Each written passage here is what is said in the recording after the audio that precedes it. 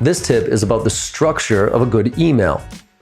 Now, we use the old school AIDA formula. This was highlighted in Glenn Ross. AIDA, attention, interest, decision, action. In there, he talks about the fundamental process of sales. Attention, interest, desire, action.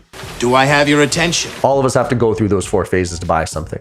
So if we think of an email, the subject line gets my attention. The first sentence tells me whether or not I'm interested or not.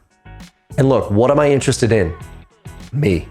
And because now, when you're looking at a smartphone, I can look at the first 10 words right there of every single email. So those 10 words are just as important as the subject line. So you got to get me interested if you think I'm going to open up this email. And again, what am I interested in? Me. I'm not interested in you. Sorry, our clients are not interested in us. They don't care about us. So that's why starting your emails off with, I'd like to introduce myself to you. I don't care about you. Recent surveys say, whatever.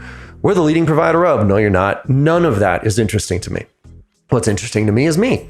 And how do you do that? Well, one way is you personalize it. Hey, John, I was on your website. I read your blog, whatever that is. And that's cool, but that takes time. Another way is you ask a question, a relevant question to the persona that you're going after. So, hey, John, as the CEO of a sales training organization, how have you made the switch from from on-site to remote delivery and retained your revenue streams?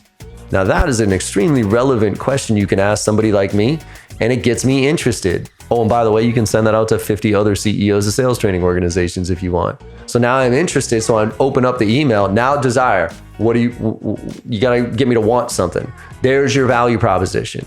Now, you can't have this be a book. This is a tight message about why you think that it's worth this person's time to have a conversation. Ideally, it's because it's relevant to some sort of thing that you found out about them, okay? It's not just a generic pitch.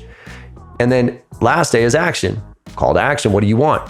Do you want a referral? Do you want a meeting on somebody's calendar? Do you want to follow up? Whatever it is. So if you follow that AIDA structure, you can start to tweak every piece of it to see what levers you can pull to increase your conversion ratios.